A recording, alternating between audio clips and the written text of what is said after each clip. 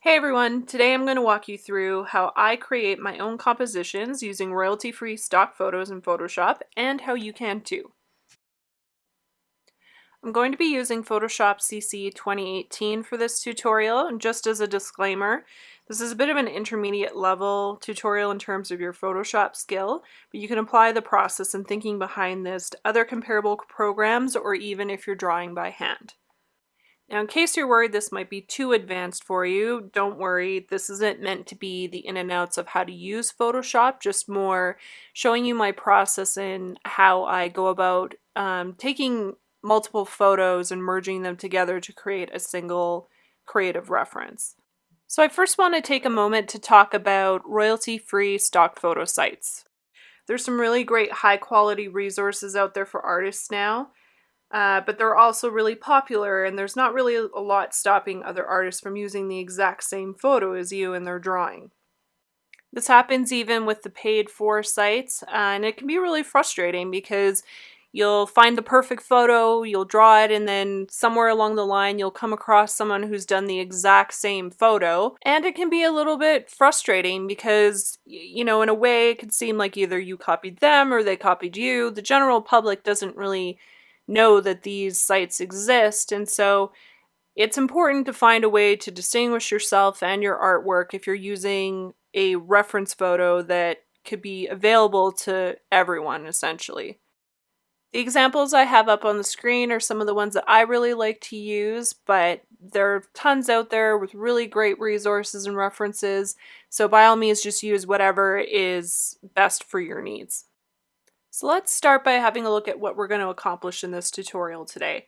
The photo on the left is the original photo that I'm basing my inspiration from, and the photo on the right is where we're going to end up at the end of this tutorial. I've sourced all of my photos for this from Pixabay, and as you can see, I'm using 8 different photos to combine together and make my final result. So diving right into Photoshop here, I have the original image open. My goal here is to try and change the way that this model looks in terms of her facial features. If you're familiar with Photoshop, it has a filter called Liquify, which is now equipped with automatic face detection. So when you click on Liquify, it'll open up this window here, and you can see it automatically has a bunch of settings for your eyes, nose, mouth. So it's already detecting that there is a face in the photo.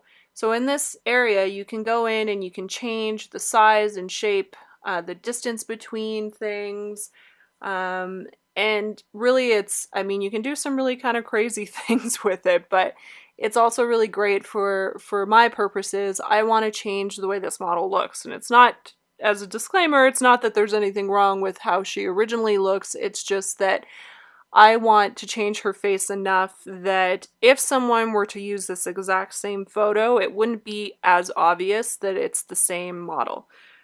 So here I'm just going in and playing with some of the adjustments. You can widen the mouth, you can make the lips either closed or more apart.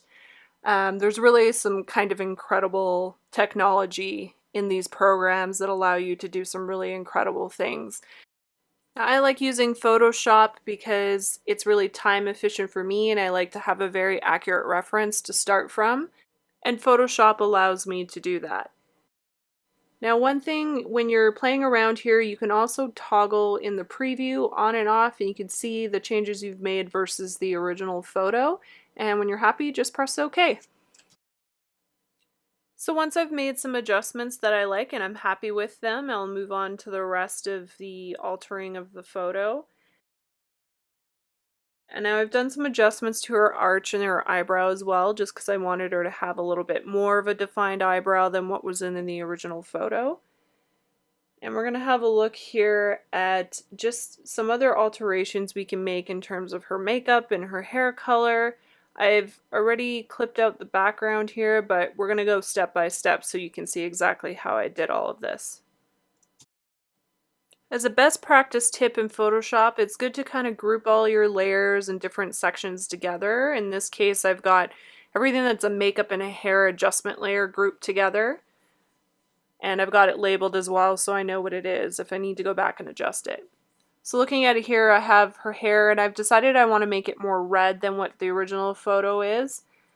And I can do that by setting the soft round brush and setting it at a different opacity and choosing whatever color I want and just kind of painting over top of that area. And it's the same thing here with her eyeshadow and her eyebrows. I wanted her eyebrows to be a little bit more defined. You can see you have a swatch palette there. You can just pick whatever color you feel is appropriate, or you can sample from the image itself. Another important thing to note is you have to set your layer to multiply, and that will make it essentially transparent. If you don't, it'll just paint it over as a solid color.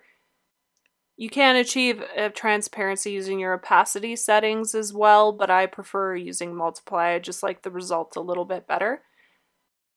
Taking a closer look at her eye makeup, I have a few different layers here where I've set them to multiply in different opacities with different colors, and I try to approach it like I would doing my own eye makeup in terms of how I'm going to blend something out, where I'm putting dark areas. The same things all apply. So now that I've adjusted her hair and makeup the way I want it, I'm going to actually take it one step further and change her eye color as well. Now you can do this by using your hue saturation panel, and so I've gotten the layer already created here. I'm going to turn it on, and I've decided that I want to make her eyes green. I'm just going to zoom in a little so you can see this better. So essentially in your hue saturation panel you can change it to be whatever color you want. I can make her eyes a deeper green, I can make them purple if I want. And then the saturation layer will let you adjust the intensity of it. I always like to make it slightly undersaturated, especially if I'm going for realism, just because then it's a little bit more natural looking, and you can adjust the lightness and darkness as well. It's important to note when you're using a layer adjustment, you have to paint out the areas you don't want that effect applied to, otherwise it'll apply to your entire image. Now we're going to move on to the background here. Now I've already clipped out the background, so I'm just going to turn my mask layer back on. And you can see the background's now disappeared. You can see that some of the edges aren't perfectly clean here, but again, the goal is just to have a good enough reference to make a drawing from, not necessarily something that's print ready. I'm using a lot of layer masks in my composition, and they're really useful, especially if you're compositing a lot of different images together, which I am in this case. So white will reveal the image that used to be there, and black will take it away, and you need to be clicked onto your layer mask for that to work. So we're moving on to the next area that I'm going to adjust now. I've decided that I want to put water lilies in place of where all the fabric flowers are in the original photo. Underneath every flower, I've also added an adjoining shadow, which is going to help with realism and again give me the most accurate photo reference at the end that I can use to work from. It's really important to use layer masks because it's essentially non-destructive editing. If for some reason you erased part of a photo by accident or an area that you wanted to keep, you just have to go in and use your layer mask to either bring it back in or take parts out, rather than having to drop the photo in again altogether if you were just using the eraser. The last area left is the background, and this is probably one of the most complicated parts of this particular composition. I've used 3 different photos for this. The first photo is a photo of some leaves. I'm just going to turn the effects off so you can see it. I really liked the colors and the tones in this, so I blew up the photo to a size and an area that I really liked, and then I applied some filters to it.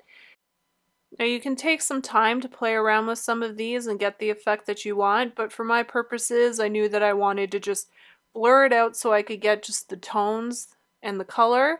And then I added a little bit of noise just to give it a little bit of texture as well. Another thing to note is that I've also placed this image in as a smart object. What that'll do is it'll allow me to edit these filters afterwards as well if I wasn't happy with some of the results or I wanted to change something. If you place it in as a rasterized object, meaning you won't have that little square in the corner of the image preview, it will not allow you to adjust anything further. So moving on, I've added an additional layer of white painted areas and I've reduced the opacity on that layer. My next photo that I'm going to use is this kind of scratchy, abstract sky looking background. And I can set the different effect that I want in the layers panel up here. There are really a lot of effects possible with Photoshop, so it's just a point of experimenting to find the result that you want. The last layer is going to be this pool texture, and when you turn it on, you can see that's what it looks like. Now if I turn off my layer mask, you can see that it's actually quite abrasive. It sort of takes over the whole image. So this layer mask, I've just erased part of the areas just to give it a little bit more of a subtle water texture as opposed to it being very in your face.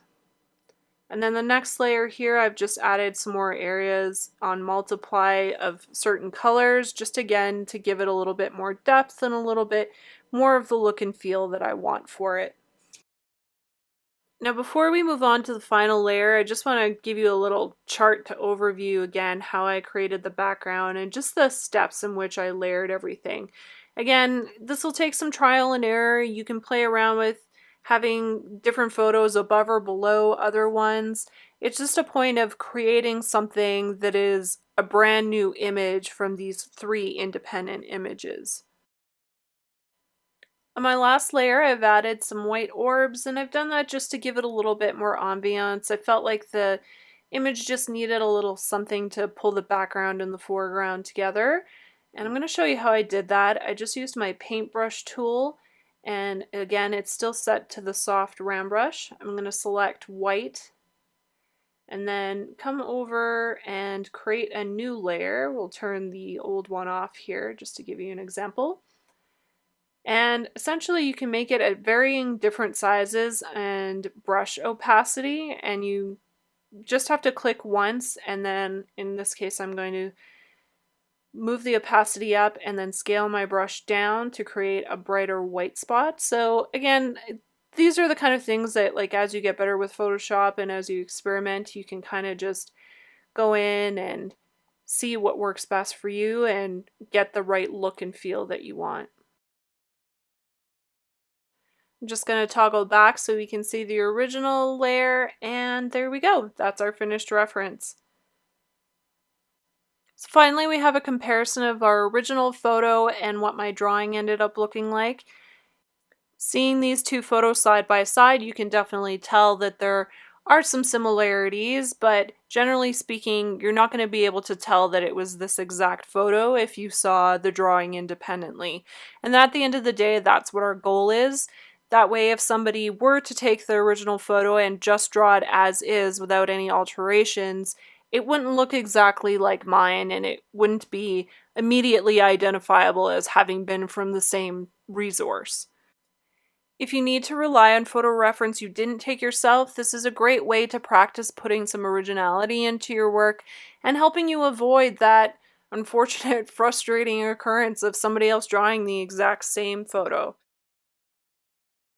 I hope this tutorial was helpful for you. If you enjoyed this video, don't forget to give it a thumbs up and subscribe, and I'll see you next time.